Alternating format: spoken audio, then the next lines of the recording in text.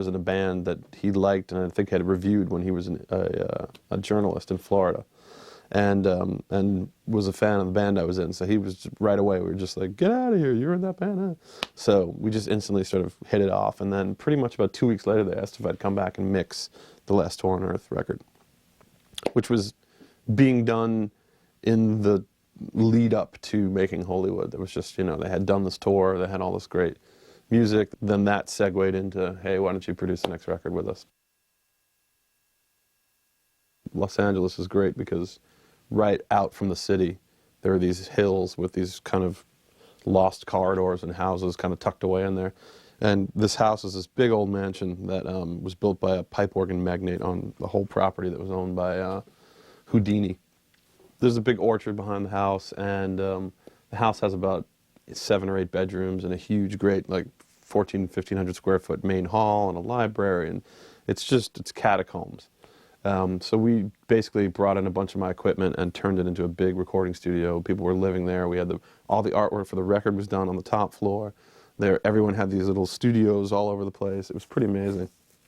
And we camped out in there pretty much for about 9 months making the record.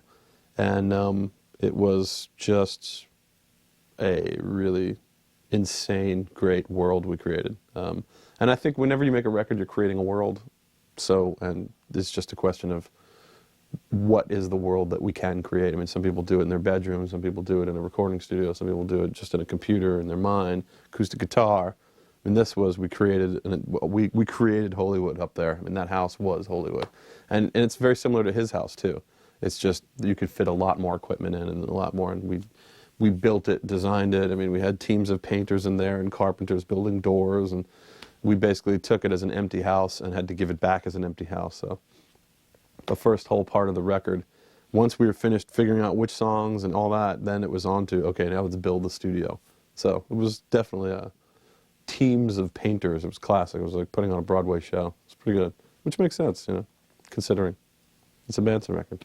What are you going to do? Just roll in your T-shirt and go to a regular studio? You can't do that. Hollywood kind of ends an era for Manson. It's almost as if he's deliberately shutting the page on one chapter and preparing for another.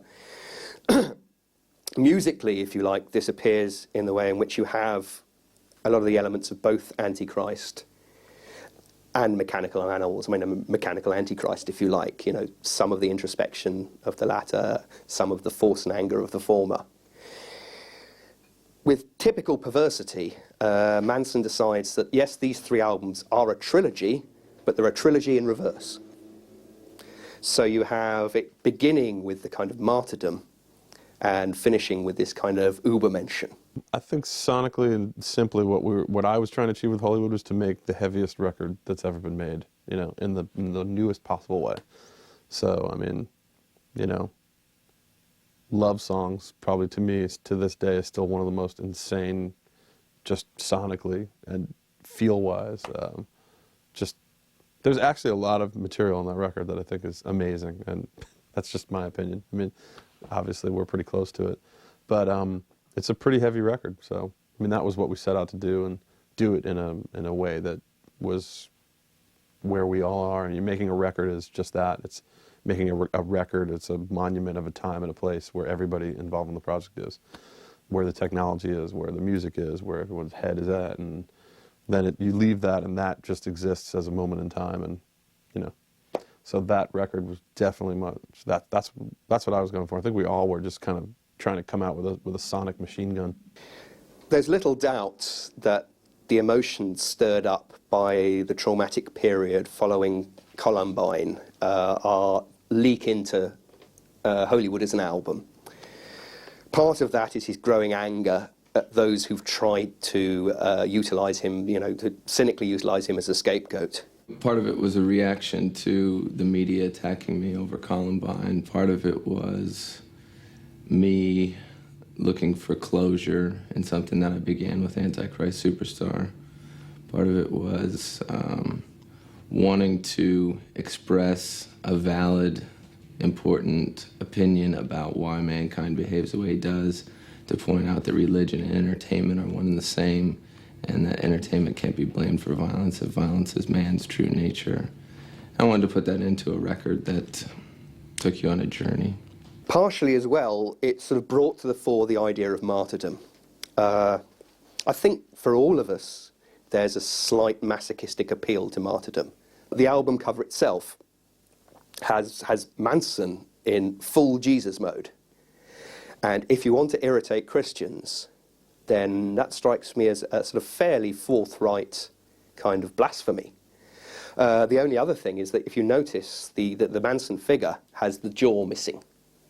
And that was his comment on censorship. When Hollywood came out in November 2000, it met with both critical and commercial success. And in 2002, it was certified gold. However, also in 2002, Manson's long-standing collaborator, Twiggy Ramirez, left the band. Twiggy's replacement, Tim Skold, would co-produce the next Manson album, the 2003 Golden Age of the Grotesque. The Golden Age of Grotesque is less of a concept album than the previous three. It draws on themes rather than a narrative, if you like. It's easy to identify the two principal themes and the way he kind of makes them interlock. The first theme is a kind of return to the decadent Berlin of the 20s and early 30s, the time of cabaret. The other aspect to this is a very American one, by way of contrast, and it's burlesque, vaudeville. It's always very difficult with things like this to identify the sort of who started a particular trend or a particular interest. The media's never frightened about coming second, and so, you know, something will go, and then suddenly all the editors will want that. And whether Manson sort of jumped in and exploited the sort of new interest in burlesque and 20s decadence, or helped launch it, is probably a sort of chicken and egg situation.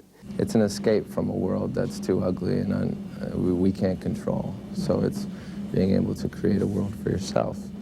And this album, I think, will make people know me more, but I don't think they'll ever understand me.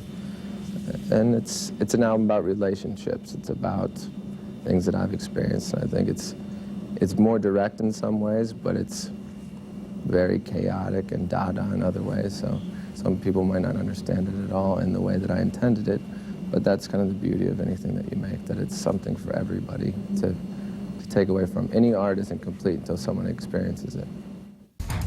With the 2004 Best Of album, Lest We Forget, Manson charts his incredible 10-year career, from local band to global phenomenon, and one of the most important and inflammatory performers in modern music.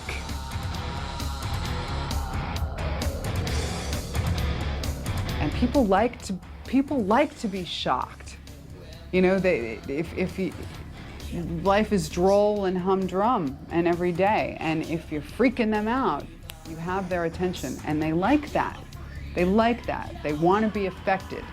If it's negative, it's okay. If you're scaring them, it's okay, because they're going to watch it, you know, the same way that they would watch a horror movie. We needed something that was going to rock us, you know, and Marilyn Manson rocked us. I think overall, we needed Marilyn Manson. America needed him. America needs someone like me to say what I say and to make sure that democracy is functioning properly. If we're going to fight wars and represent democracy and freedom of speech, then I have to open my big mouth and make sure that everyone's listening.